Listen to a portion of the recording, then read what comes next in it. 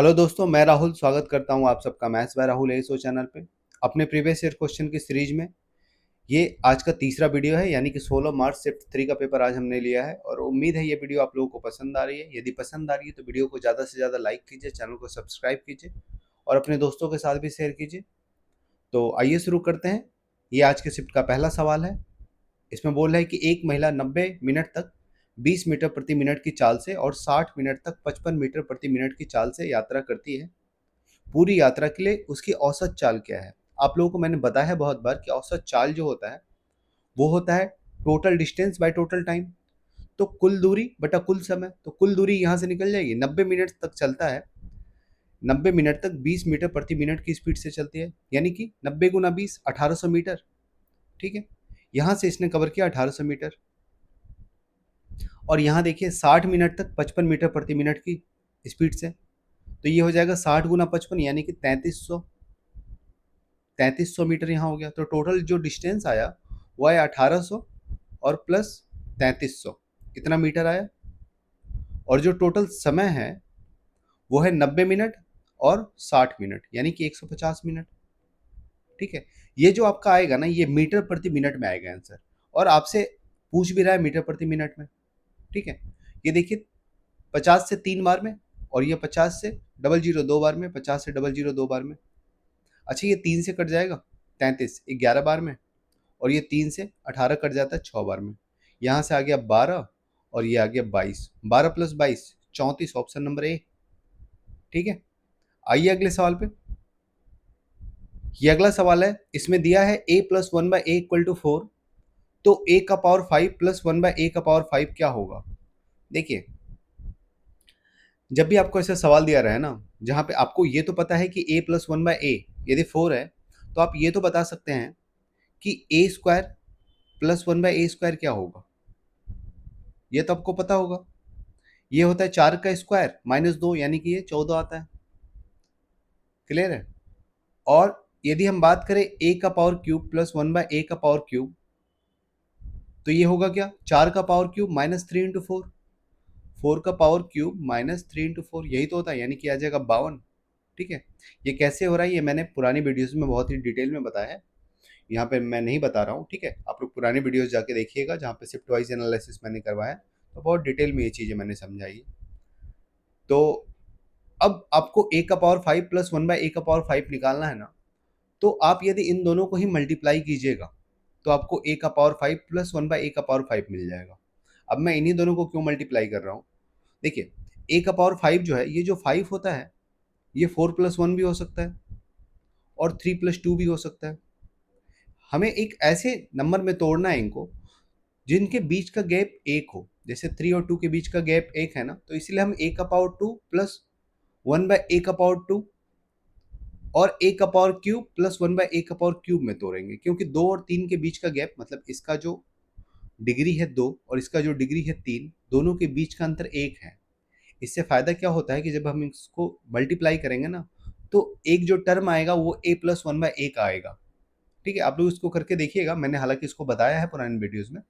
यहाँ पे बस मैं सिंपली लिख के दिखा देता हूँ आपको कि ए का power 5 plus one by a का पावर 5 क्या होगा।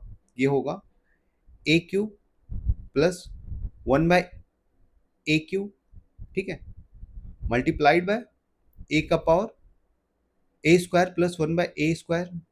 ठीक है, जब इसको मल्टीप्लाई कीजिएगा ना, तो ये दोनों टर्म मिलके ए का पावर 5 देगा और ये दोनों टर्म मिलके 1 बटा ए का पावर 5 देगा। ठीक है, लेकिन इसके अलावा एक टर्म और आ जाएगा जब इसको मल्टीप्लाई कीजिएगा, वो आएगा ए प्लस वन बाई ए, तो उसको माइनस करना होगा, ए प्लस वन बाई ए। यानी कि सीधा सीधा ये है कि यदि आपसे ए का power 5 plus one by a का पावर 5 पूछे तो ये आपको याद रखना है।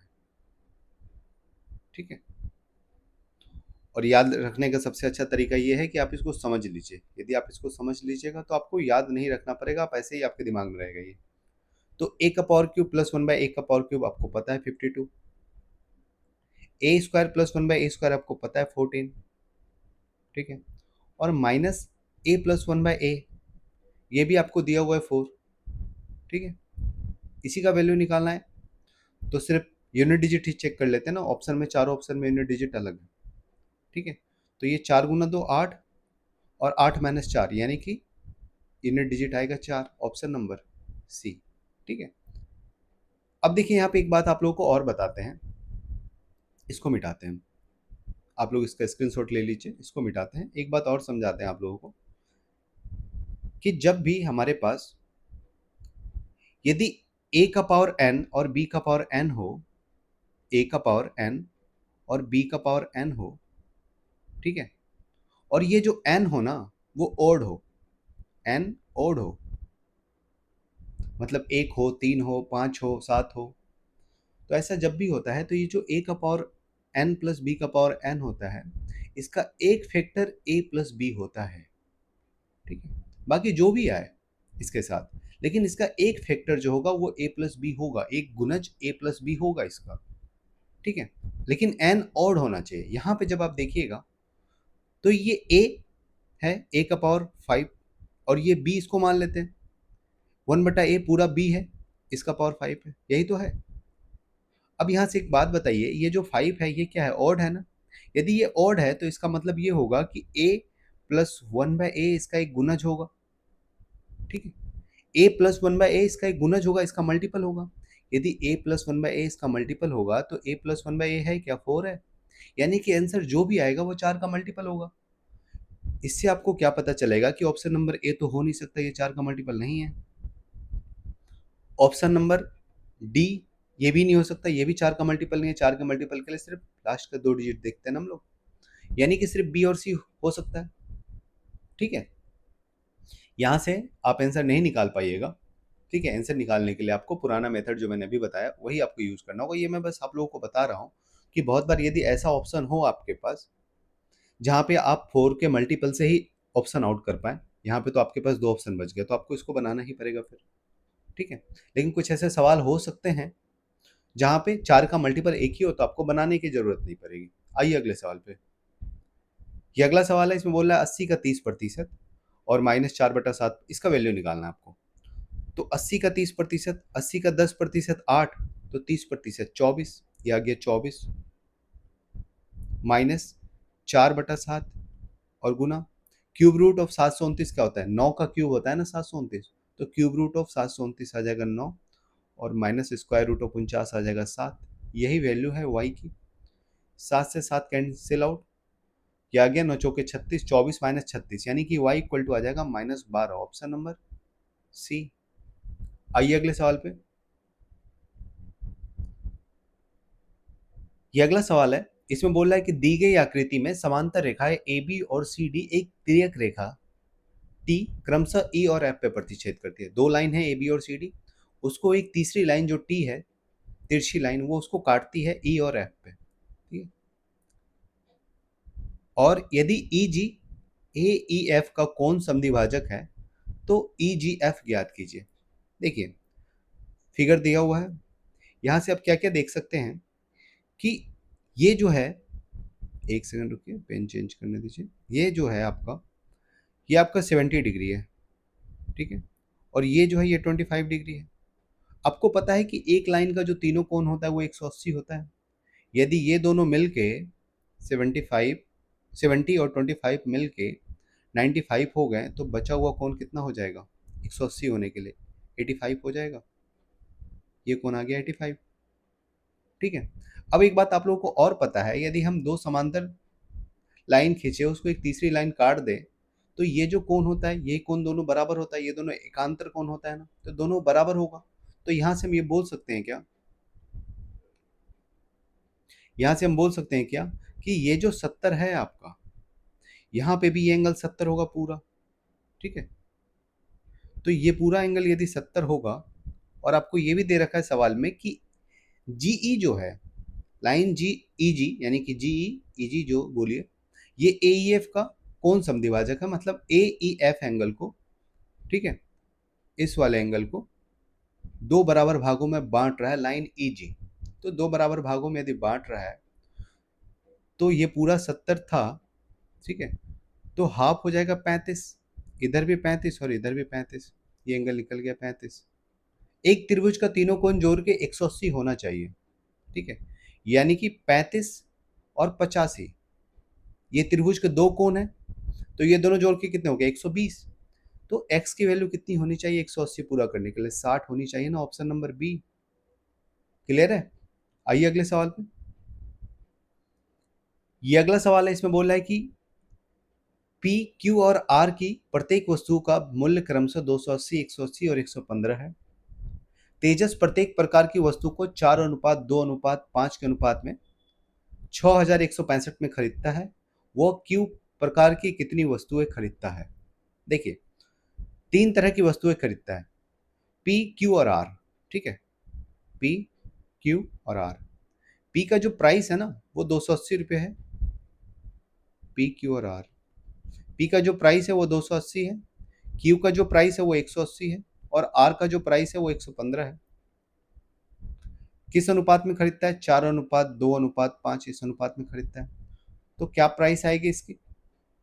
इसका प्राइस आ जाएगा 280 गुना 4, 28, 56, 112, 180 गुना 2 यानी कि 360, और 115 गुना 5 यानी कि 575। ठीक है, लेकिन ये जो है ना रेशियो है, 4:2:5 रेशियो है। ठीक है, यानी कि ये x रहा होगा, x रहा होगा, ये x रहा होगा। क्वांटिटी की बात करें तो 4x, 2x, 5x। ठीक है, तो जो टोटल प्राइस आएगा ये भी तो x हो जाएगा। तो टोटल प्राइस कितना आएगा? यहाँ से देखिएगा, 1120, 360 यानी कि 1480 और 575। 1480, 575, 2065 होगा क्या? 2055। ठीक है, ये आ गया 2055x। ठीक है, 2055x बराबर जो टोटल प्राइस हमें पड़ रहा है वो 6165 रुपये पड़ रहा है। देखिए, ये 3 से कट जाएगा इससे, यानी कि x की वैल्यू 3 आ गई। यदि x की वैल्यू 3 आई तो आपसे सवाल में ये पूछ रहा था कि q प्रकार की कितनी वस्तुएं खरीदता है, तो 2x इतनी ही तो खरीदता है। ये क्वांटिटी था, ये प्राइस था। ठीक है, तो 2x क्वांटिटी खरीदी उसने q की, यानी कि 2 इंटू एक्स की वैल्यू 3, 6 क्वांटिटी खरीदी। ठीक है, आइए अगले सवाल पे। ये अगला सवाल है, इसमें बोल रहा है कि एक बिक्री के दौरान 50% सामान 16% लाभ पे बेचे जाते हैं। शेष सामानों में से 40% भाग को 35% लाभ पे बेचा जाता है, और शेष सामान 25% की हानि पे बेचे जाते हैं। यदि x प्रतिशत का समग्र लाभ होता है, मतलब टोटल x प्रतिशत का लाभ होता है, तो x की वैल्यू क्या है? मैंने परसेंटेज चैप्टर में बताया था आप लोगों को ये डिटेल में कि ये जो सवाल है ना ये परसेंटेज इफेक्ट ऑन एडिशन का है। वहाँ मैंने ये चैप्टर भी बताया आप लोगों को कि परसेंटेज चेंज का मल्टीप्लिकेशन और एडिशन पे क्या इफेक्ट होता है। तो एडिशन पे जो इफेक्ट होता है उसी तरीका से हम लोग इस सवाल को बनाएंगे। ठीक है, डिटेल में समझने के लिए आप लोग उस परसेंटेज के वीडियो को देखिएगा। यहाँ पे 3 अलग अलग तरीके से सामान बेचता है। यदि टोटल सामान हम 100 मान लें, ठीक है, तो 50% सामान जो है वो 16 के प्रॉफिट पे बेचता है, 16% के प्रॉफिट पे। तो 100 का 50%, 50। ठीक है, ये 16% के प्रॉफिट पे बेचता है। और शेष सामानों में से शेष कितने बचे? 100 में से आपने 50 ले लिया तो 50 शेष बचे। तो 50 का 40% भाग को 35% प्रॉफिट पे बेचा जाता है। तो शेष का 40% यानी कि 50 का 40%, 20। 20 सामानों को वो 35% प्रॉफिट पे बेचता है। ठीक है, और शेष सामान, अब टोटल शेष कितने बचे? ये हो गया 50, ये हो गया 20, 70। तो 30 सामान और बचे ना, इसको हम 25% हानि पे बेचता है, मतलब -25%। ठीक है, अब ऐसे सवालों को हम बनाते क्या है ना, इसका रेशियो लिख लेते हैं, जो क्वांटिटी है उसका रेशियो लिख लेंगे। ठीक है, इसको साइड करते हैं। तो रेशियो यदि हम 10 मान लें, मतलब यदि क्वांटिटी को 10 माने, यहीं से हम जीरो सबको हटा के देख लेते हैं ना। चलिए इसी में जीरो हटा लेते हैं। ठीक है, यहीं से हमने जीरो हटा के इसका रेशियो लिख लिया। तो रेशियो हो जाएगा 10 यदि टोटल सामान था तो 5 16% के प्रॉफिट पे, 2 3 35% के प्रॉफिट पे, और 3 -25% के प्रॉफिट पे। तो यहाँ से हम निकालते कैसे थे? हम करते थे कि 16 गुना 5 देख लेंगे 80%, प्लस 35 गुना 2 देख लेंगे 70%, और 3 गुना -25 देख लेंगे यानी कि -75%। तो जब टोटल कीजिएगा 80 प्लस 70 150, 150 में से 75 माइनस होगा तो ये आ जाएगा 95। ये आ गया 90। 80 प्लस 70 50, 150, 150 50 में से, अच्छा ये 75 आ जाएगा, ठीक है, ये आ गया 75%। अब 10 में क्या गुना कीजिएगा कि 75 आ जाए, तो 7.5, यानी कि टोटल प्रॉफिट परसेंटेज कितना होगा, 7.5 का होगा, ऑप्शन नंबर डी। ठीक है, ऐसे ही सवाल को बनाएंगे, आप ऐसे भी बना सकते थे, इसको साइड रख देते हैं, आप इसको ऐसे भी बना सकते थे कि आपको क्वांटिटी पता है 5, 2 और 3, 5 यूनिट को बेच रहा है 16% के प्रॉफिट पे, ठीक है, 2 यूनिट को बेच रहा है 35% के प्रॉफिट पे, और 3 यूनिट को बेच रहा है -25% के प्रॉफिट पे, तो माइनस को मैंने आगे लिख लिया है, ठीक है, और डिवाइडेड बाय टोटल क्वांटिटी कितनी है, 10, यहाँ से आपका आ जाएगा 7.5%, ये भी कर सकते थे आप, ठीक है। ये मैंने किया कैसे, इसको मैंने डिटेल में परसेंटेज चैप्टर में समझाया है। आइए अगले सवाल पे। ये अगला सवाल है, इसमें आपको बोल रहा है 4 नंबर्स दिए हुए हैं, इसका एवरेज निकालना है आपको। तो एवरेज निकालने के लिए क्या करते हैं ना, सबसे आसान तरीका ये है कि हम एक नंबर को एवरेज मान लेते हैं, ठीक है। यदि हम इसमें से एक नंबर को एवरेज मान ले 100, हमने मान लिया कि इसका एवरेज 100 है, ठीक है, इस चारों डेटा का एवरेज हमने 100 मान लिया। यदि हम 100 मान रहे हैं तो कुछ ऊपर नीचे होगा, चेक करते हैं, ये तो 100 ही है, इसको छोड़ देते हैं, ये 100 से एक कम है, यानी कि -1 है, ये 100 से 26 ज़्यादा है, और ये 100 से 212 ज़्यादा है। अब इसी को हम लोग डिस्ट्रीब्यूट करेंगे, 212 प्लस 26, 212 प्लस 26 हो जाएगा 238, -1 237, ठीक है। तो इसी 237 को हमें बांटना होगा चारों में, 4 डेटा है ना, तो चारों में बांटना होगा, डिवाइडेड बाय 4, ठीक है। 100 तो हमने सबका मान लिया था, और प्लस 237 हमारे पास एक्स्ट्रा है, तो एक्स्ट्रा है तो वो चारों में बटेंगे ना एवरेज के लिए, तो यहाँ से आ जाएगा, ये 240 होता तो 60 बार में कट जाता ना, 240 होता तो 240 4 से जो है वो 60 बार में कटता, लेकिन 240 से 3 कम है, तो 60 बार में कटेगा, और 3/4 यानी कि 75, यह आ जाएगा 59.25। समझ रहे हैं आप लोग, यदि 240 होता तो 4 से 240 पूरा पूरा 60 बार में कटता, लेकिन 240 से 3 कम है 237, तो 3/4 क्या होगा, 0.75 होगा ना, तो 60 से 0.75 कम कर लीजिए, यानी कि 59.25, ये आ गया कितना, 100 प्लस 59.25, ऑप्शन नंबर डी, 159.25। आइए अगले सवाल पे। ये अगला सवाल है, इसमें बोल रहा है कि एक टाइपिस्ट को 2 पेज टाइप करने में 40 मिनट लगते हैं, उसे 91 पेज टाइप करने में कितना समय लगेगा। 2 पेज टाइप करने में 40 मिनट, तो एक पेज टाइप करने में 20 मिनट। यदि एक पेज टाइप करने में 20 मिनट लगा है, तो 91 पेज टाइप करने में 91 इंटू 20 लगेगा, ये आ जाएगा कितना, 9 गुना 2 18, और 2 182, ऑप्शन नंबर डी, 1820 मिनट। आइए अगले सवाल पे। ये अगला सवाल इसमें बोला है कि मधु और माधुरी 31:34 के अनुपात में निवेश करके एक व्यवसाय शुरू करती है, यदि कुल लाभ 44,850 है, तो मधु और माधुरी के लाभ के हिस्सों के बीच का अंतर क्या होगा, ठीक है। अब यहां से आप देखिए कि मधु और माधुरी का जो टोटल इन्वेस्टमेंट है वो कितना यूनिट है, 30, 31 और 34, यानी कि 65 यूनिट है।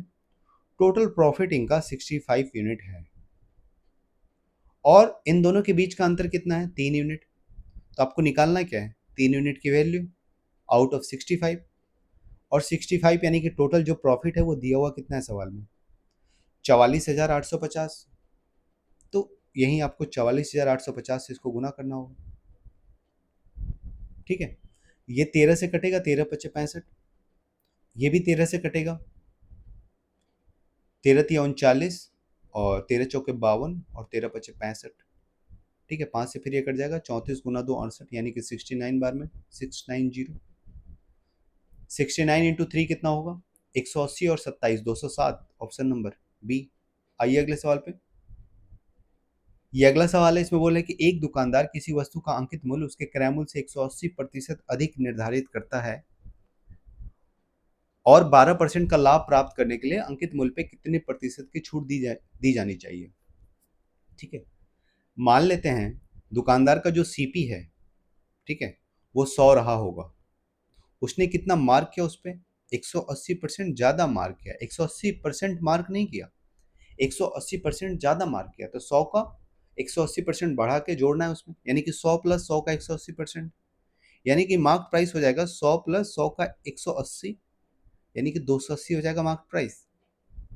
ठीक है, अब पूछ रहा है कि इसको कितने में डिस्काउंट दे के बेचे, मतलब 280 पे कितने का डिस्काउंट दे कि उसको 12% का प्रॉफिट हो। तो सेलिंग प्राइस 12% का प्रॉफिट से बेचना है, यानी कि 100 की चीज को 112 में बेचना होगा। अब खुद बताइए 280 पे कितने का डिस्काउंट देगा कि 112 में बेचेगा? तो 168 रुपये का डिस्काउंट देगा ना। 168 280 का कितना परसेंट है? तो 280 का 5% 140। मतलब आपको ये निकालना है कि 168 280 का कितना परसेंट है, क्योंकि आपसे परसेंटेज डिस्काउंट पूछ रहा है। ठीक है, यहाँ से आप देखिएगा तो ये कटेगा, 1010 कैंसिल आउट हो गया, और 28 से 168 कट जाएगा 6 बार में। 28 पंचे 140, 28 छक्के 168, यानी कि आ जाएगा 60% का डिस्काउंट देगा। 280 का जब 60% कम कीजिएगा तो 112 मिलेगा, ऑप्शन नंबर बी। आइए अगले सवाल पे। ये अगला सवाल है, इसमें बोल रहा है कि ये एक टेबल डेटा दिया हुआ है, इसका माध्यिका निकालना है आपको, मीडियन। तो मीडियन का मतलब आप लोगों को पता है कि यदि हम एक नंबर सेट की बात करें तो जो, यदि नंबर सीरीज हम कोई लिखते हैं तो जो नंबर ठीक बीचों बीच आता है, ठीक है, उसको आप एक बार एस्केंडिंग या डिस्केंडिंग ऑर्डर में जब सजा दीजिएगा तो जो नंबर ठीक बीचों बीच आएगा उसी को मीडियन बोलते हैं हम लोग। ठीक है, तो नंबर सेट में तो हमें निकालना आसान होता है, नंबर का सीरीज दिया हुआ है तो हमें निकालना आसान होता है, लेकिन टेबल डेटा के लिए, ठीक है, आपको एक फॉर्मूला याद रखने की जरूरत है मीडियन के लिए। ठीक है, जैसे मैंने कल मोड का फॉर्मूला बताया था आप लोगों को बहुलक निकालने के लिए, उसी तरह का एक फॉर्मूला होता है मीडियन का भी। पहले हम लोग फॉर्मूला देख लेते हैं, लिख लेते हैं, फिर हम चीज़ों को समझते हैं। तो जो मीडियन का फॉर्मूला होता है, ठीक है, एक सेकेंड, जो मीडियन का फॉर्मूला होता है वो होता है lower limit plus n/2 minus C F divided by F frequency into H. ठीक है, इंटू एच, ये फॉर्मूला होता है आपका मीडियन का। ये फॉर्मूला आप लोग दिमाग में रखिएगा। ठीक है, इसको याद करने की जरूरत नहीं है, आप एक बार यदि समझ लेंगे चीज़ों को तो ये ऑटोमेटिक याद हो जाएगा। ठीक है, यदि हम मीडियन की बात करें तो आपको ये तो पता है कि मीडियन क्या होता है, जो भी चीज़ बीचों बीच आती है, यदि नंबर सीरीज की बात करें तो जो नंबर बीच में आएगा वो मीडियन होगा। यहाँ पे जो एज है, तो आप देखिए एज के कितने ग्रुप हैं, टोटल 7 ग्रुप है, 20 से 30, 30 से 40, 40 से 50, 50 से 60, 60 से 70, 70 से 80, 80 से 90, इतने ग्रुप हैं एज के। तो इसमें बीच का ग्रुप कौन सा है, वही मीडियन होगा। यानी कि जब आप देखिएगा तो 50 से 60 ये मिडिल का एज ग्रुप है, इधर भी 3 है, 3 एज ग्रुप हैं, और इधर भी 3 एज ग्रुप हैं, यानी कि बीचों बीच कौन सा एज ग्रुप पड़ेगा, तो 50 से 60। तो मीडियन जो होगा इसी के बीच में आएगा, 50 से 60 के बीच में। ठीक है, तो इसी के अप्रोक्स हमें सब कुछ करनी है। तो यदि 50 से 60 के बीच में मीडियन है इस पूरे डेटा का, तो 50 भी हो सकता है, 60 भी हो सकता है, बीच का कोई भी आंसर हो सकता है। ये तो आपको पता चल गया कि आंसर 69 और 60 नहीं होगा।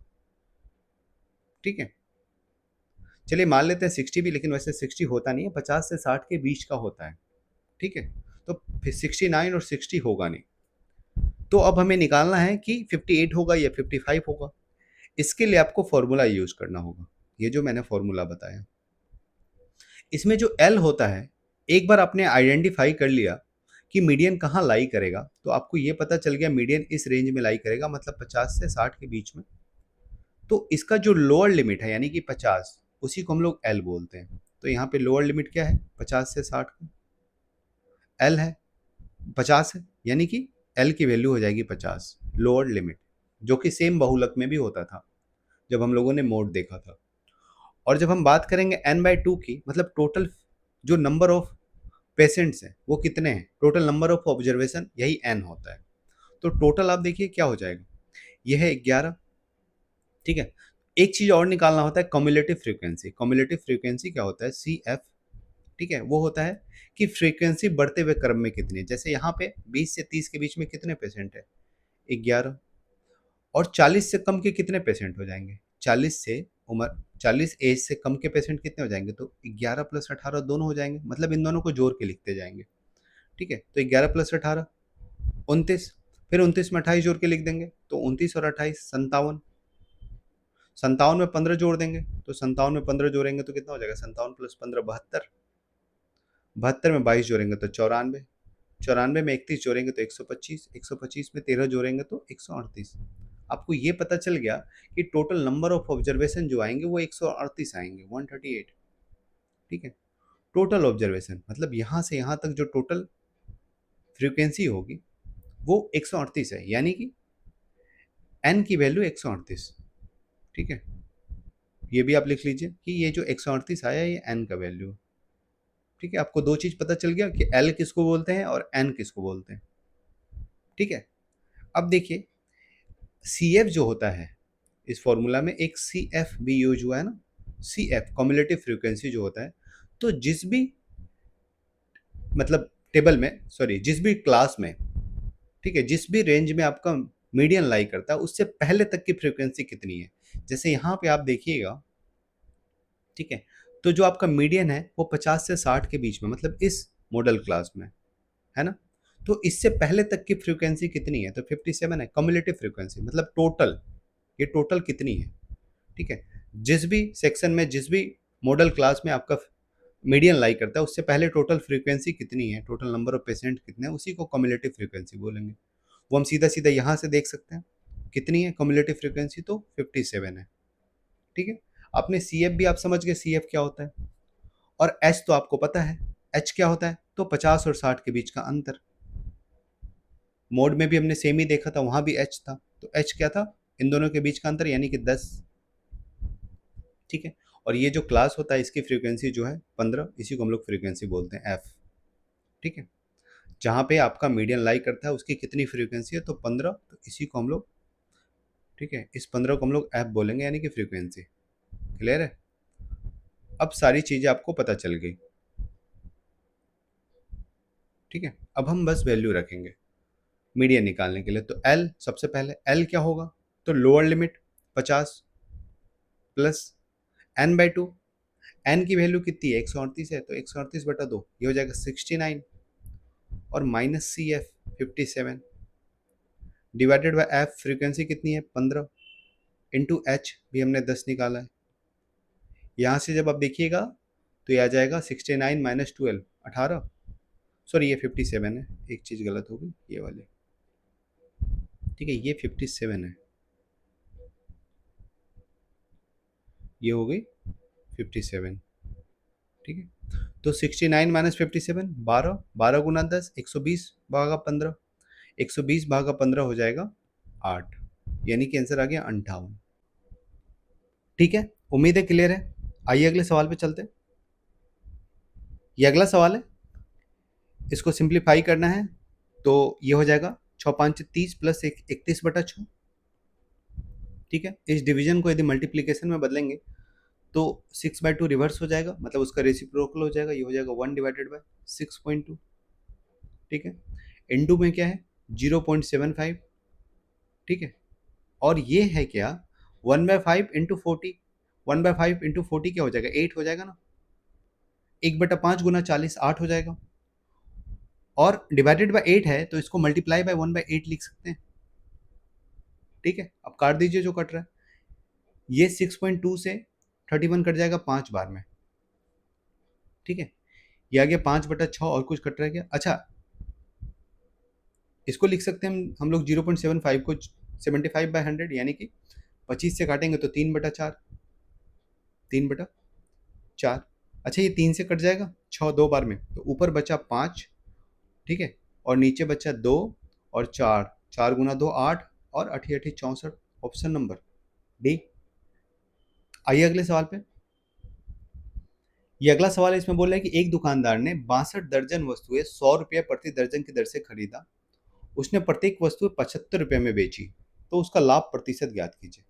ठीक है, तो यानी कि उसका CP का बात करेंगे तो 100 रुपये में उसने एक दर्जन सामान खरीदा, तो एक पीस सामान का जो CP होगा वो कितना होगा, 100 रुपये में 12 खरीदा तो एक का CP कितना हो जाएगा 100/12, और बेच कितने में रहा है सेलिंग प्राइस, एक का सेलिंग प्राइस है 75।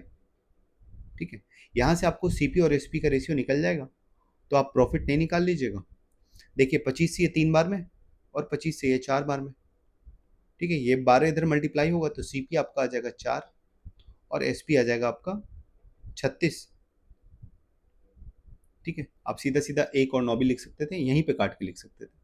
यहाँ काट दीजिए 1 और 9, यानी कि एक की चीज को 9 पे बेच रहा है, कितने का प्रॉफिट हो रहा है? 8 का। और 8 मतलब कितना परसेंट? 800%। ठीक है, आपको यदि यहाँ नहीं समझ में आ रहा है तो आप 100 रख के देख लीजिए। 100 की चीज को 900 में बेच रहा है, यानी कि 800 पे की प्रॉफिट ले रहा है। तो 100 पे यदि 800 का प्रॉफिट, यानी कि 800%। आइए अगले सवाल पे। ये अगला सवाल है। ठीक है, इसमें बोल रहा है कि ये जो आपका टेबल डेटा दिया हुआ है, इसका बहुलक निकालना है। ठीक है, मैंने कल भी सेम सवाल बताया था, वहां मैंने फॉर्मूला भी बताया था। ठीक है, तो आपको ये पता चल जाएगा कि बहुलक कौन से क्लास में है। तो जहां पे सबसे ज्यादा नंबर ऑफ फ्रीक्वेंसी होगी, यहाँ पे 20 सबसे ज्यादा है, मतलब बहुलक इसी क्लास में होगा। ठीक है, यानी कि बहुलक 30 से 40 के बीच में होगा और चारों ऑप्शन 30 से 40 के बीच में है। तो आपको इसको बनाना पड़ेगा। आपको ये पता था, मैंने कल बताया था कि ये फ्रीक्वेंसी F0 होता है 20। ठीक है, ये F1 होता है और ये F2 होता है, ये मैंने बताया था आप लोगों को। और फॉर्मूला मैंने सीधा सीधा बताया था कि जो मोड का जो फॉर्मूला होता है, ठीक है, उम्मीद है आप लोगों को याद होगा, ये वो होता है lower limit of the model class plus F0 minus F1 divided by F0 minus F1 plus F0 minus F2 into H. देखिए, क्या आपको इस फॉर्मूला को लिखने की जरूरत है? नहीं पड़ेगी। यदि आपको याद रहेगा ना, तो आप सीधा सीधा डेटा ही लिखिएगा। आप सीधा ये लिखिएगा, यदि आपको ये फॉर्मूला याद रहेगा, कि लोअर लिमिट आपको ये पता चल रहा है कि इसी क्लास में फ्रीक्वेंसी है। ठीक है, तो लोअर लिमिट क्या है? 30 और 40 का, तो 30, आप सीधा इसको लिखते हैं। ठीक है, अब फॉर्मूला के बजाय सीधा इसको लिखते हैं कि 30 लोअर लिमिट है प्लस F0 माइनस F1 क्या है? तो 8 है। 20 minus 12 8 divided by 8 plus 20 minus 10 यानी कि 10 और इंटू एच, इन दोनों के बीच का गैप, 30 और 40 के बीच का गैप कितना है? उसी को एच बोलते हैं, 10 है। तो ये आ गया आपका 80/18। 30 प्लस 80/18, 30 प्लस 80/18 यानी कि 40/9। ठीक है, और ये 9 चौके 36, 9 चौके 36, 4.444, ऑप्शन नंबर बी। 30 प्लस 4.444 क्या होगा? 34.44। आइए अगले सवाल पे। ये अगला सवाल है, इसमें बोल रहा है कि एक घन की प्रत्येक भुजा 84 सेंटीमीटर है, उसका कुल पृष्ठ क्षेत्रफल क्या होगा? तो घन का कुल पृष्ठ क्षेत्रफल क्या होता है? क्यूब का। क्यूब का टोटल सरफेस होता है, एरिया होता है 6 इंटू एक सरफेस एरिया, और क्यूब का एक सरफेस एरिया यानी कि स्क्वायर होगा ना, 84 का स्क्वायर। आपको पता है कि क्यूब का सरफेस एरिया क्या होता है? 6a²। ए यदि उसका साइड है, तो यहाँ पे साइड दे रखा है 84, तो सीधा सीधा 6 इंटू 84 का स्क्वायर। ठीक है, अच्छा, आपको एक चीज यहाँ से दिख रहा है कि दो ऑप्शन तो आप सीधा हटा सकते हैं इसमें, ऑप्शन नंबर ए और ऑप्शन नंबर डी। रीजन ये है कि 84 जो है ना, 4 का मल्टीपल है, 21 चौके 84। तो जो भी आंसर आएगा वो 4 का मल्टीपल तो होगा ही। और ऑप्शन नंबर ए और ऑप्शन नंबर डी 4 का मल्टीपल नहीं है। ना ही 59 4 से कटेगा, ना ही 65 4 से कटेगा। तो आपको दो ही ऑप्शन चेक करने हैं। और ये भी आप देख सकते हैं कि ये जो भी आएगा, ये 9 का मल्टीपल होगा, क्योंकि 84 जो होता है ना, वो 3 का मल्टीपल है। ठीक है, तो यदि 3 का मल्टीपल है, उसका स्क्वायर की जगह तो 9 का मल्टीपल होना चाहिए। तो ऑप्शन नंबर बी यदि हम चेक करें, तो ये 9 2 11, 9 को हटा देते हैं, 2 2 4 2 6 4 10, ये नहीं होगा। यहाँ से देखते हैं 6 3 9 और 4 3 7 2 9, यानी कि ऑप्शन नंबर सी एकमात्र ऑप्शन है। आइए अगले सवाल पे। इसमें बोला है कि एक धनराशि साधारण ब्याज पे 5 वर्षों में अपनी 5 गुनी हो जाती है, वार्षिक ब्याज दर क्या होगा? देखिए, 5 वर्षों में 5 गुनी होने का मतलब है कि 100 की चीज 500 हो गई। ठीक है, तो कितना ब्याज मिला? 400, यानी कि 400% ब्याज मिला। कितने दिनों में? 5 वर्षों में। तो एक वर्ष में कितना ब्याज मिलेगा? 80% मिलेगा, यानी कि वार्षिक ब्याज दर क्या हो जाएगा? 80। आइए अगले सवाल पे।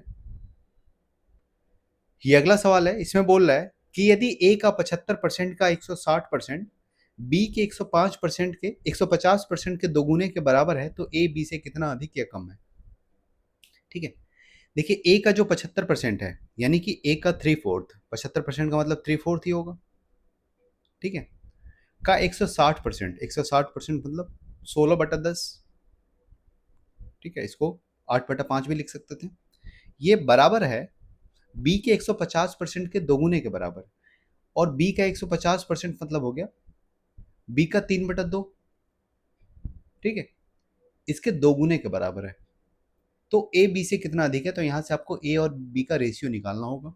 जो कट रहा है उसको काटिए, 2 से 2, और ये 4 से ये 4 बार में, और ये 3 से 3 कट जाएगा, और कुछ कट रह गया, 4 चौके 16, ठीक है।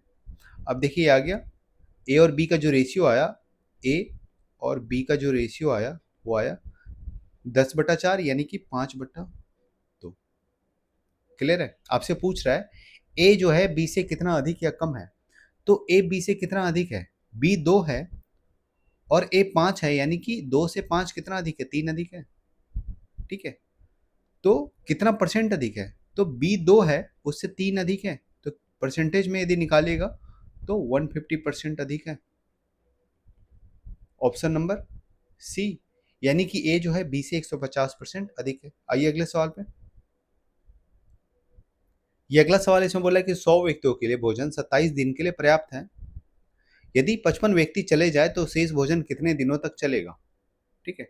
तो 100 व्यक्ति हैं और 27 दिन तक भोजन चलता है उनका, ठीक है। और यदि 55 व्यक्ति कम होते हैं, यानी कि 45 व्यक्ति ही होते हैं, तो भोजन कितने दिन चलता है, यही आपको निकालने बोला, यानी कि 100 गुना 27, इतना भोजन 45 लोगों के साथ कितने दिन तक चलेगा। तो एक्स की वैल्यू निकालनी है, तो 9 से कटेगा ये 5 बार में, और 9 से कटेगा ये 3 बार में, 5 से 100 कट जाएगा 20 बार में, यानी कि 20 गुना 3, एक्स की वैल्यू आ गई 60 दिन तक चलेगा, ठीक है।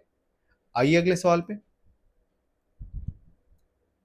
ये अगला सवाल इसमें बोला है कि 3 मित्र लगातार 3 चरणों में यात्रा करते हैं, पी से क्यू, क्यू से आर और आर से एस। इन चरणों में उनकी चाल क्रमशः 48, 72 और 96 किलोमीटर प्रति घंटा है। दूरियों का जो अनुपात है वो 2:3:1 है, तथा पी से एस तक की कुल दूरी 480 किलोमीटर है। पूरी यात्रा की औसत चाल ज्ञात कीजिए, ठीक है।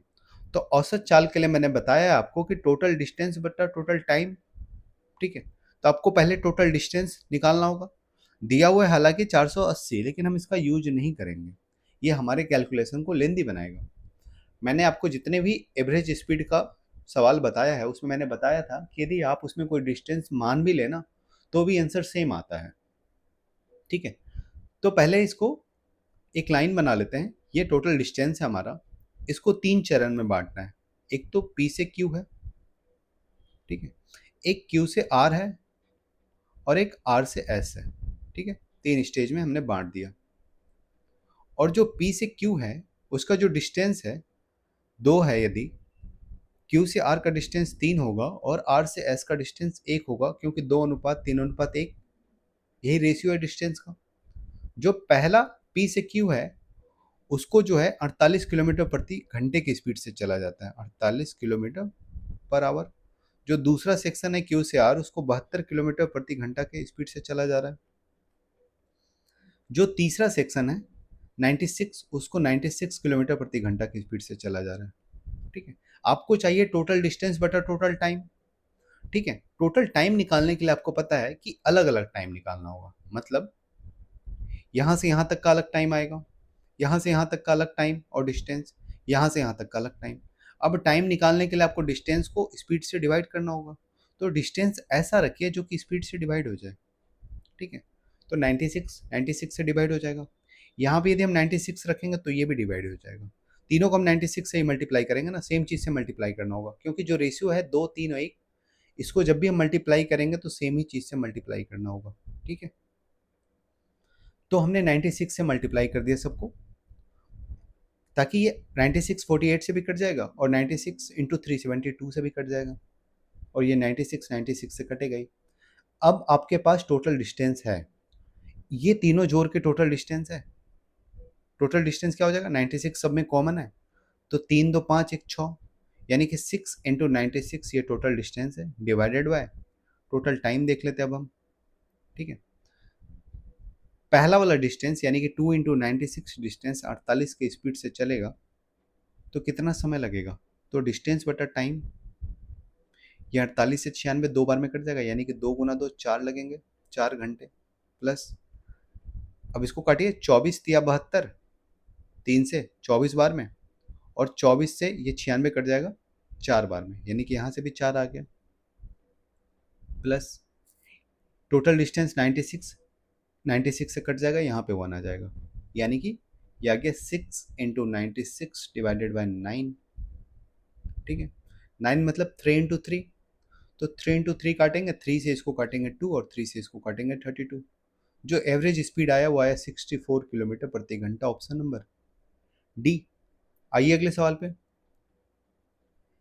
ये अगला सवाल है, इसमें बोल रहा है कि तीन घनात्मक पूर्णांक ए बी और सी इस प्रकार हैं कि ए बी का लघुत्तम समार्थक मतलब एलसीएम 24 है, बी और सी का एलसीएम 36 है, और सी और एल का जो एलसीएम है, सी और ए का एलसीएम जो है वो 72 है। आपको ए बी और सी का यथासंभव छोटा वैल्यू लेके जोड़ना है उसको। ठीक है, अब देखिए इस सवाल का कोई यूनिक सॉल्यूशन नहीं, ये सवाल बहुत ही अच्छा सवाल है। ठीक है, और मैं मान के चलता हूं कि फर्स्ट अटेम्प्ट में ये सवाल नहीं बनेगा और ये सवाल स्किप करने लायक है। यदि आपके पास लिमिटेड समय है तो आप इस सवाल को स्किप कर सकते हैं, एग्जाम में नहीं बना पाइएगा लिमिटेड समय में आप इस सवाल को, यदि पहली बार आपकी नज़रों के सामने आया है ये सवाल तो। ठीक है, तो इस सवाल का सबसे बेस्ट तरीका ये है कि इसको आप स्किप कीजिए। ठीक है, नहीं तो आप एक सवाल में फंस के बाकी सवाल गलत कर देंगे या आपके पास समय ही नहीं बचेगा। ठीक है, आइए इसको बनाते हैं, समझते हैं। तो इसका कोई यूनिक सॉल्यूशन नहीं है, इसका कोई एक सॉल्यूशन नहीं आएगा, बहुत सारे सॉल्यूशन आएंगे, लेकिन आपसे जो पूछा है वो पूछा है सबसे छोटा वैल्यू रखने पे क्या मान आएगा। इसका बड़ा वैल्यू भी होगा, यदि आप ए बी सी के जगह पे यदि आप 24 1 36 भी रख दें, ए की जगह पे 24 रख दें, ए की जगह पे 1 रख दें, तो और सी की जगह पे 36 रख दें, तो भी आपका आंसर आएगा, मतलब जो स्टेटमेंट कह रहा है वो सेटिस्फाई होगा। यहाँ से जब आप देखिएगा ए और बी का एलसीएम 24 और 1 का एलसीएम 24 आएगा, ये पहला लाइन भी सेटिस्फाई कर गया। दूसरा देखिएगा बी और सी का एलसीएम, तो 1 और 36 का एलसीएम, ये भी 36 आएगा, यानी कि दूसरा लाइन भी सेटिस्फाई कर गया। और सी और ए का जब एलसीएम देखिएगा 24 और 36 का एलसीएम, तो ये 72 आएगा, मतलब तीनों लाइन सेटिस्फाई कर रहा है। लेकिन क्या ये आंसर होगा? आप जब 24 1 और 36 को जोड़िएगा तो 25 प्लस 36 ये 61 के आसपास आएगा, 61 ही आएगा। 61 तो ऑप्शन में नहीं है, क्योंकि आपको ऑप्शन में जो निकालने बोल रहा है ना, वो निकालने बोल रहा है यथासंभव छोटा वैल्यू रखना आपको ए बी और सी का। तो एक वैल्यू तो 24 1 36 जो मैंने रखा वो भी होगा, लेकिन इसका मतलब ये है कि इसका कोई एक सॉल्यूशन नहीं है, बहुत सारे सॉल्यूशन होंगे इस सवाल का। उसमें से आपको एक ऐसा सॉल्यूशन निकालना है जो सबसे छोटा वैल्यू हो ए बी और सी का। ठीक है, अब यहाँ से देखिए आपको जो जो बोल रहा है उसका यूज कीजिए। आपको ये बोल रहा है कि ए और बी का जो एलसीएम है, ठीक है, यहाँ एलसीएम लिख लेते हैं। ठीक है, ए और बी का जो एलसीएम है वो 24 है। एक सेकेंड, हाँ, ए और बी का एलसीएम 24 है। अगला बोल रहा है कि बी और सी का एलसीएम, ठीक है, ये 36 है। और आखिरी बोल रहा है कि सी और ए का जो एलसीएम है वो 72 है। ठीक है, अब आपको ध्यान से यहाँ एक चीज समझना होगा, इस सवाल में आपको दिमाग ही लगाना होगा। ठीक है, इसका और कोई शॉर्टकट ट्रिक नहीं है।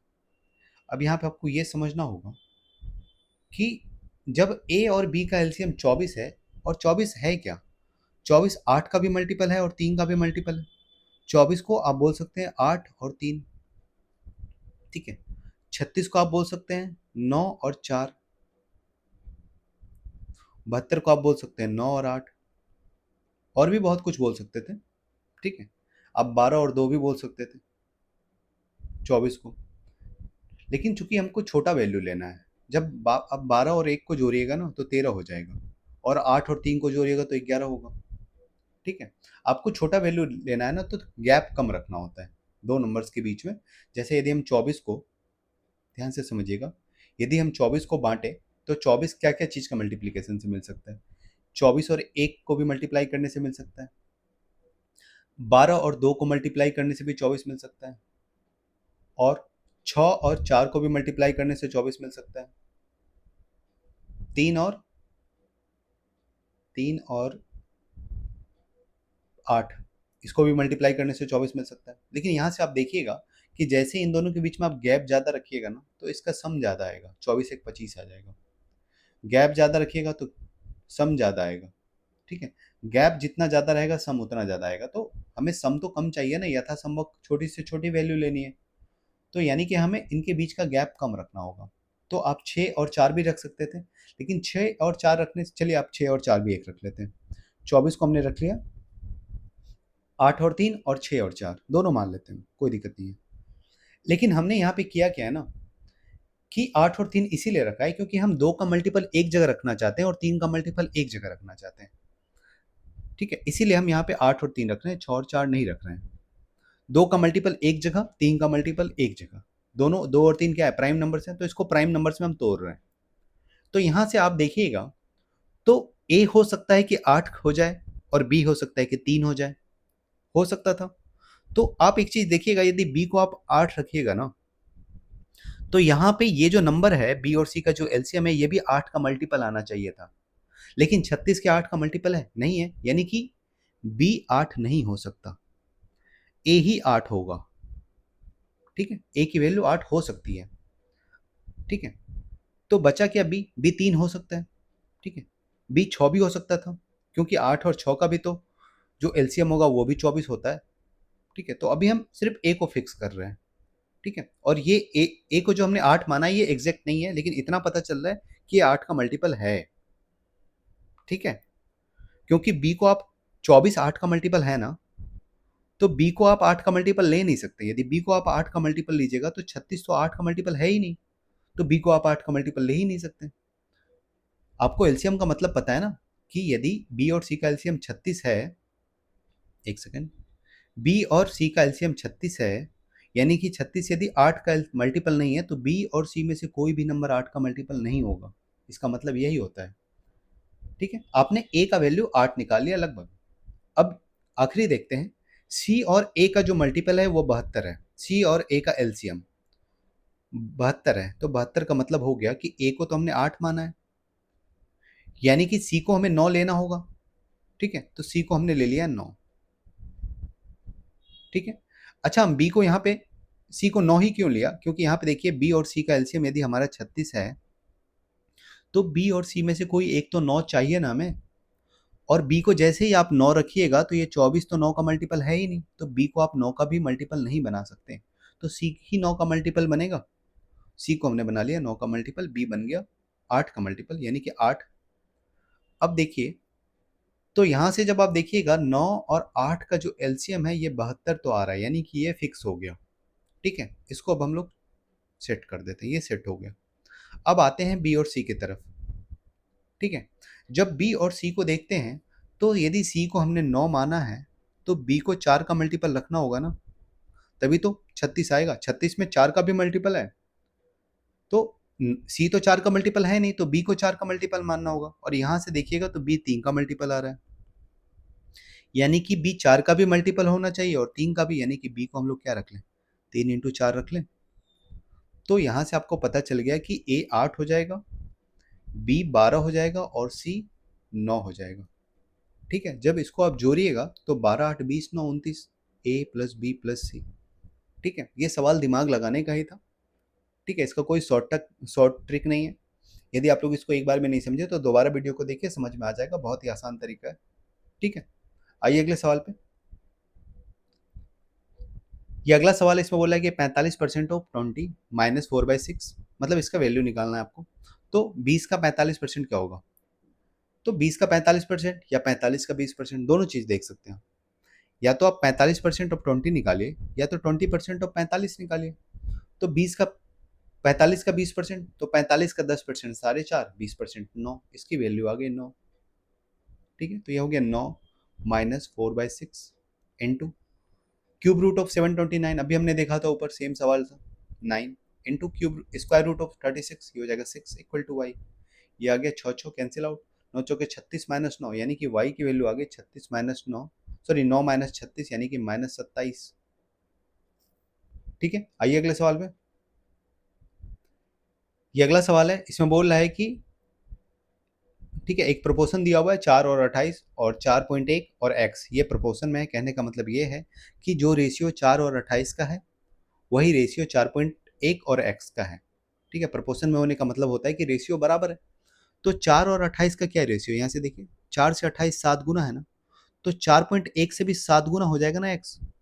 तो 4.1 का 7 गुना 28.7, 4.1 गुना 7 करना है, तो x की वैल्यू आ गई 28.7। यहाँ से देखिए 4 से 32 क्या है, 8 गुना है ना, तो 3 का भी 8 गुना हो जाएगा 24, तो 8 दिया 24, x आ गया 28.7 और y आ गया 24। दोनों का रेशियो क्या हो जाएगा 287 और 240, दोनों को 10 से मल्टीप्लाई कर देंगे हम। ठीक है, क्लियर है। आइए अगले सवाल पे। ये अगला सवाल है, इसमें बोल रहा है कि केंद्र P वाले एक वृत्त का व्यास AB है, C और D AB के दोनों ओर वृत्त पे दो बिंदु इस प्रकार हैं कि एंगल CAB बराबर 48 डिग्री है और एंगल ABD बराबर 55 डिग्री है।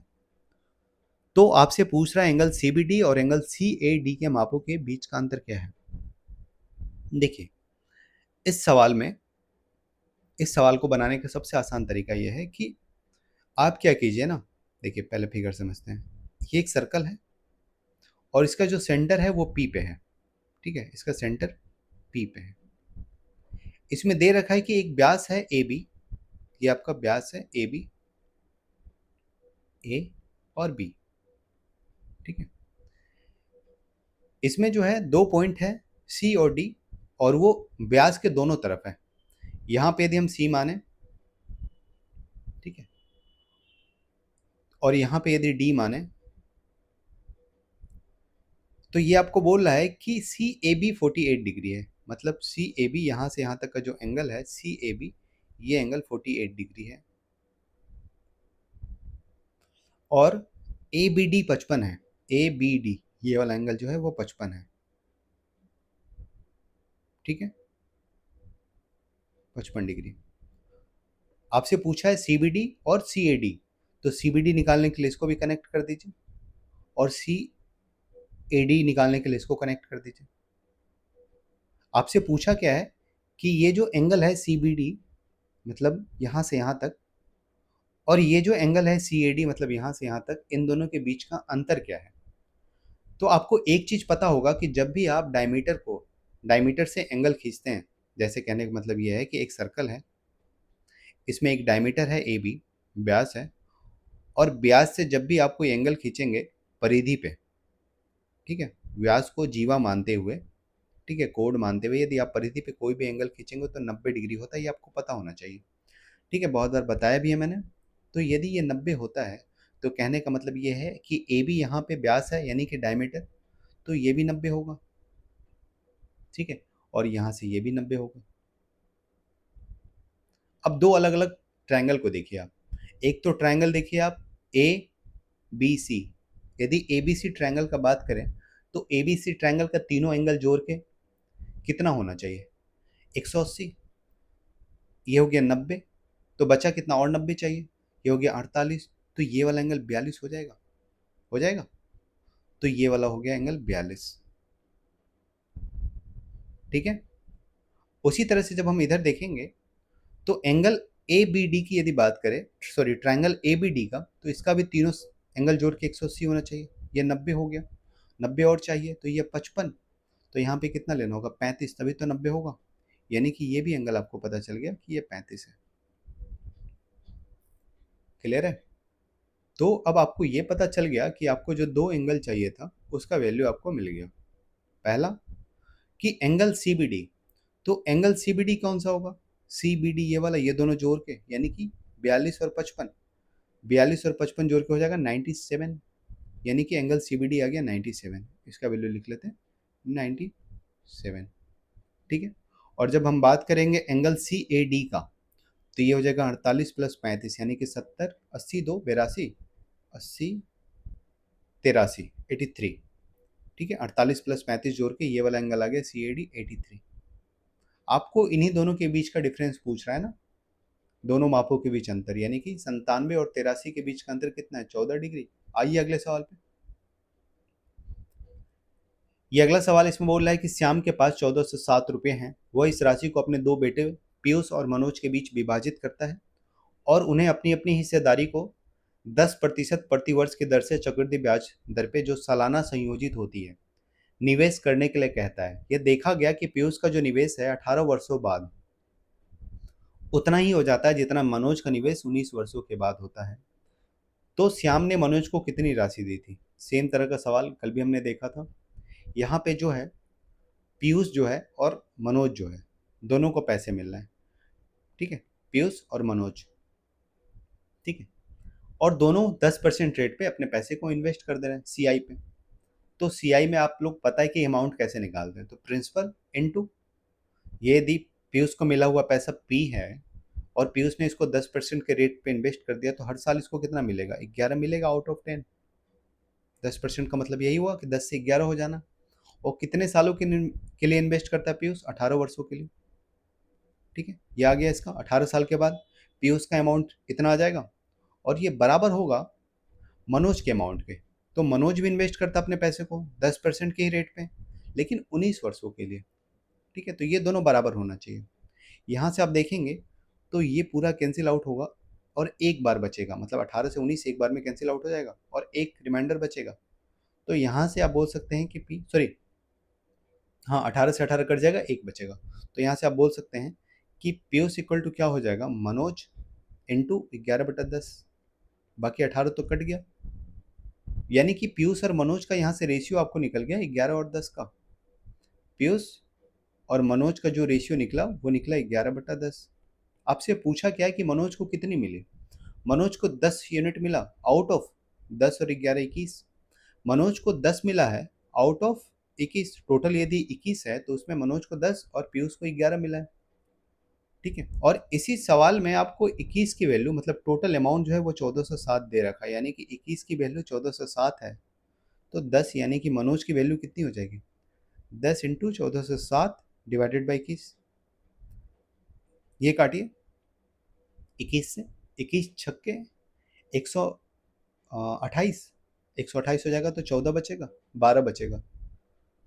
21 छक्के, अच्छा 21 छक्के 126 होता है, यानी कि 14 बचेगा। तो 14 7 147, 7 बार में 67 इंटू 10। मनोज को कितना मिलेगा? 670 रुपये मिलेंगे। आइए अगले सवाल पे। ये अगला सवाल है, इसमें बोल रहा है कि एक यदि ए एक धनात्मक पूर्णांक इस प्रकार है कि समीकरण, दो समीकरण दिए हुए हैं, इनके मूल जो है यानी कि इसके जो रूट्स हैं वो बराबर हैं। ठीक है, तो आपसे इसकी वैल्यू पूछ रहा है। ठीक है, तो यदि रूट्स बराबर होते हैं दो संख्याओं के, दो समीकरण के यदि रूट बराबर होंगे तो उनका सम भी बराबर होना चाहिए ना। समझिए बात को।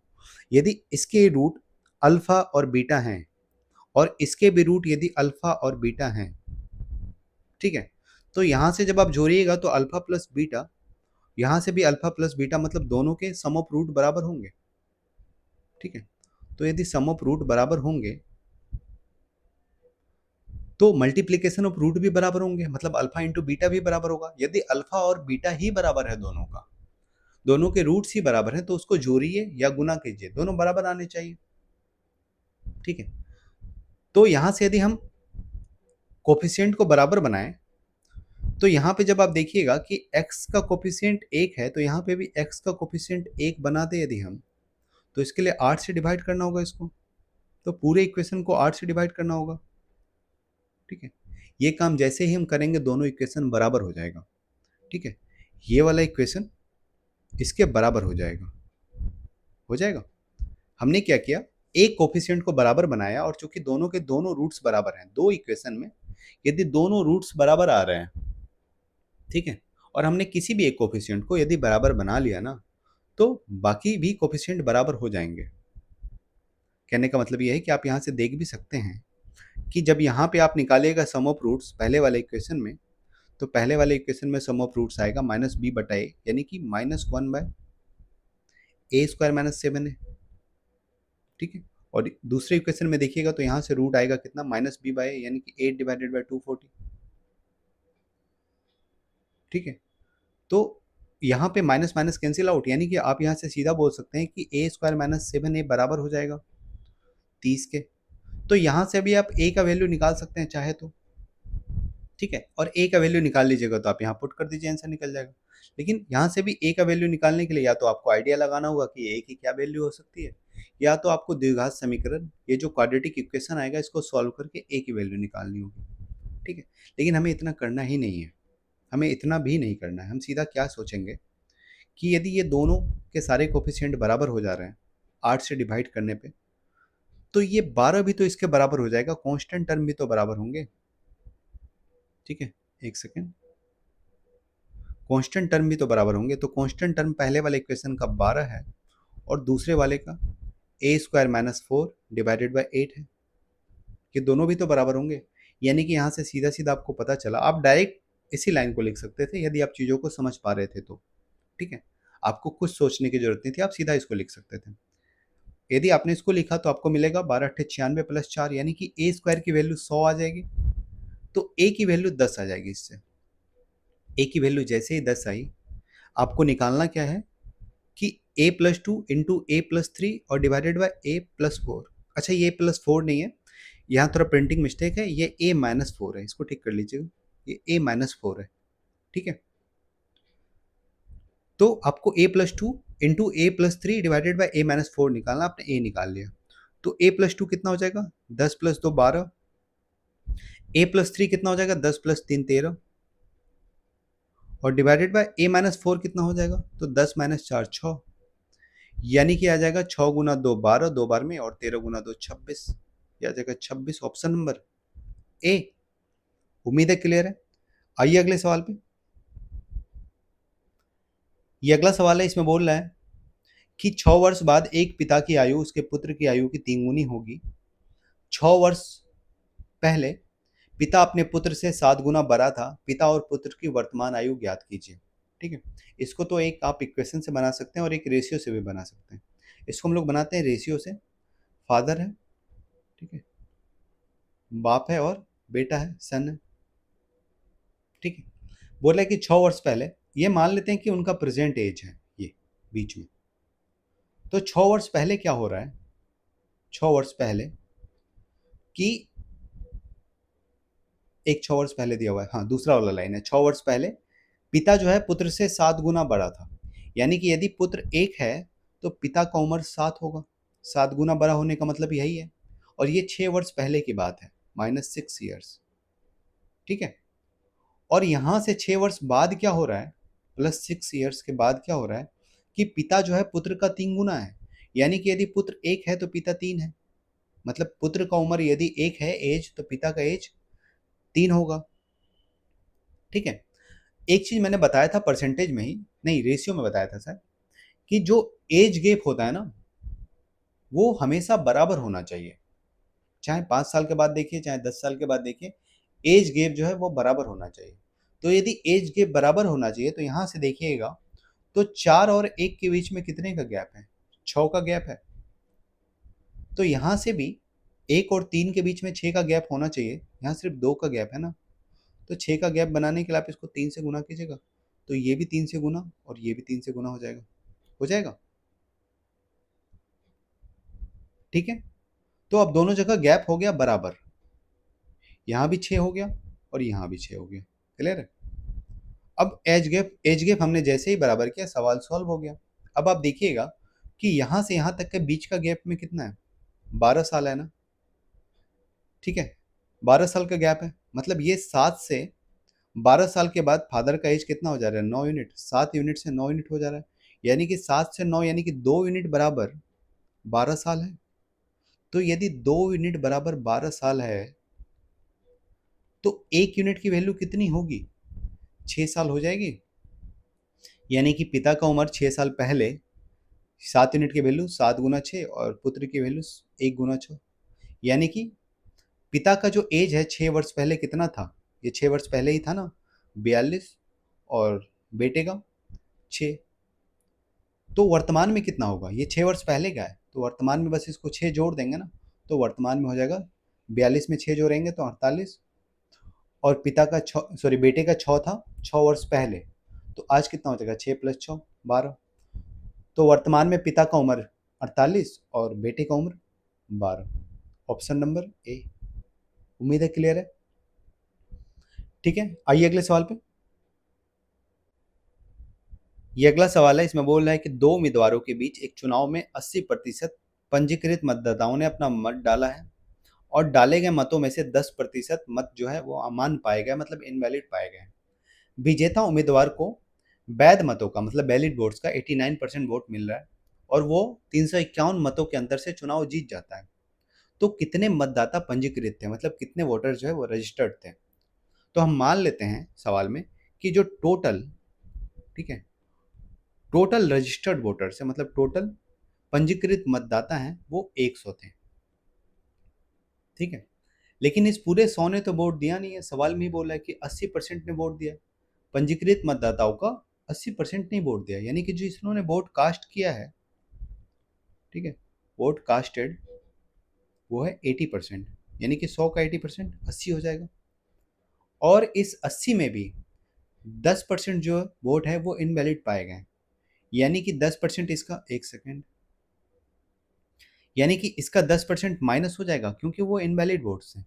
तो 80 का 10% -8, तो बचे कितने वैलिड वोट्स, 72 बचे ना। ये 72 बचे हमारे वैलिड वोट्स, मतलब यही वोट्स हैं जिसको काउंट करना है, जिससे विजेता घोषित होता है। ठीक है, मतलब जो मैटर करता है वो वैलिड वोट्स ही करता है, मतलब यहीं से कैंडिडेट जो जीतते हैं इसी वोट से जीतते हैं, जो हारता है इसी वोट से हारता है। तो सारा का सारा 72 ही है जो है, मतलब वैलिड वोट 72। इसमें बोल रहा है कि विजेता उम्मीदवार को 89% मिलता है वैलिड वोट्स का, मतलब विजेता को इसका 89% मिला जो जीत रहा है। तो हारने वाले को कितना मिला होगा, 100 में से 89 तो विनर को ही मिल गया, तो लूजर को 11% मिला होगा ना। अब दोनों के बीच में गैप कितना है, 78% है ना। ठीक है, विनर को यदि 89% मिलता है 72 का, तो लूजर को 11% मिलेगा, मतलब दोनों के बीच में कितने का अंतर होगा, 78%। क्या चीज़ का 78%, तो 72 का ही 78% होगा ना, क्योंकि वैलिड वोट्स तो 72 ही है। तो 72 का 78% ही होगा दोनों के बीच का अंतर। और सवाल में दे रहा है कि दोनों के बीच का अंतर 351 है, 351 है। ठीक है, तो यहाँ से आपको 1 यूनिट की वैल्यू निकालनी पड़ेगी। ठीक है, तो यहाँ से जब 1 की वैल्यू निकालिएगा तो पहले काटिए जो कट रहा है। यदि हम 72 से 351 को काटें, चलिए 9 से काट देते हैं, 9 × 8 = 72। इसको यदि 9 से काटें तो 9 × 4 = 36, यानी कि 4 से 1 कम, 39 बार में कटेगा ये। अच्छा, ये 39 से 78 कट जाएगा 2 बार में। ठीक है, और ये आ जाएगा 16/100, यानी कि 1 यूनिट इक्वल टू आ जाएगा 100/16।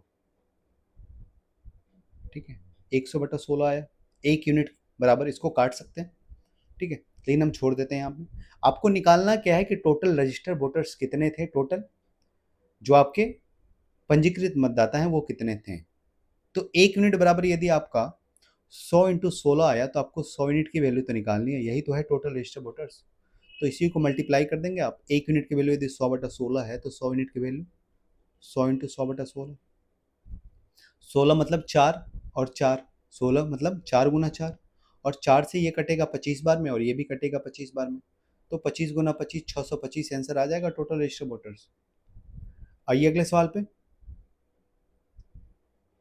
ये अगला सवाल है, इसमें बोल रहा है कि एक खुले घनाभ के बॉक्स का आंतरिक पृष्ठ क्षेत्रफल क्या है जिसकी आंतरिक लंबाई, चौड़ाई और ऊंचाई क्रमशः 8, 17 और 22 सेंटीमीटर है। ठीक है, तो आप यहां से देखिएगा कि एक खुला बॉक्स है और बॉक्स का जो टोटल, मतलब जो क्यूबाइड होता है, जो घनाभ होता है, उसका टोटल सरफेस एरिया आप लोगों को पता है। सारे सरफेस को जोड़ देते हैं हम लोग।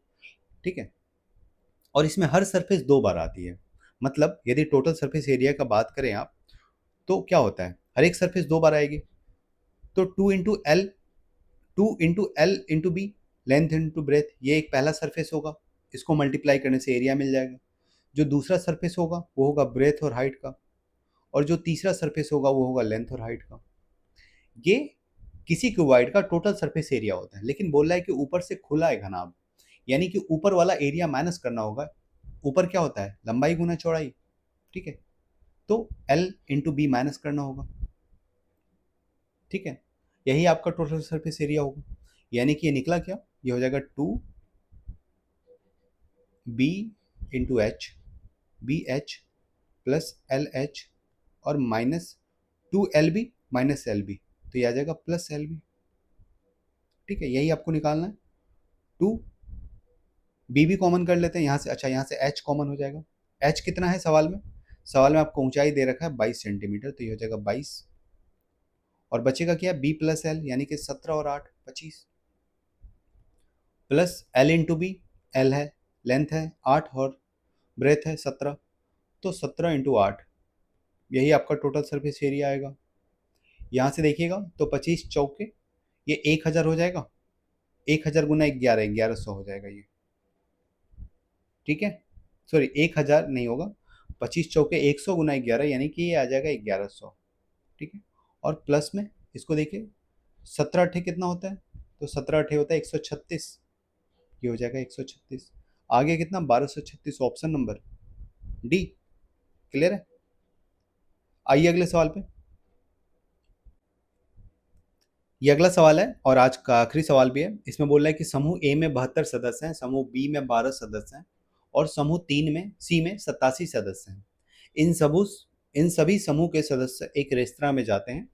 समूह ए, बी और सी के प्रत्येक सदस्य पे खर्च की गई औसत राशि क्रमशः 404, 316 और 424 है। प्रति सदस्य खर्च की गई कुल औसत राशि क्या है? ठीक है, देखिए 3 अलग अलग ग्रुप हैं। हर एक ग्रुप का जो औसत खर्च है, पहले ग्रुप का जिसमें 72 सदस्य हैं उसका औसत खर्च 404 है, तो टोटल खर्च कितना हो जाएगा? यदि 72 सदस्य का एवरेज खर्च 404 है तो टोटल कितना हो जाएगा? 72 गुना 404, ये टोटल खर्च हो जाएगा। दूसरे ग्रुप का टोटल खर्च कितना हो जाएगा? दूसरे ग्रुप का एवरेज खर्च है 316 और टोटल 12 लोग हैं, तो इंटू 12 ये दूसरे ग्रुप का खर्च हो जाएगा। तीसरे ग्रुप में 87 लोग हैं और हर एक का खर्च एवरेज 424 रुपये, यानी कि टोटल खर्च यहाँ से निकल जाएगा। ठीक है, ये पहले ग्रुप का टोटल खर्च है, ये दूसरे ग्रुप का टोटल खर्च है, ये तीसरे ग्रुप का टोटल खर्च है। जब इन टोटल को आपस में जोड़ देंगे तो पूरे सारे लोगों का टोटल खर्च निकल जाएगा, मतलब 72, 12 और 87, इन सभी का टोटल खर्च निकल जाएगा। तो आपको करना क्या है, टोटल खर्च आपने यहाँ से निकाल लिया, टोटल को जोड़ दीजिएगा तो टोटल खर्च निकलेगा और उसको डिवाइड कर दीजिएगा टोटल सदस्य से। ठीक है, तो वही आपका आंसर होगा। यहाँ पे हम यूनिट डिजिट से चेक कर लेते हैं। तो यदि यूनिट डिजिट लगाएंगे तो यहाँ से देखिएगा 4 गुना 2, इकाई अंक क्या आएगा? 8 आएगा। और यहाँ पे 6 गुना 2, इकाई अंक 2 आएगा। यहाँ पे 4 गुना 7, इकाई अंक 8 आएगा।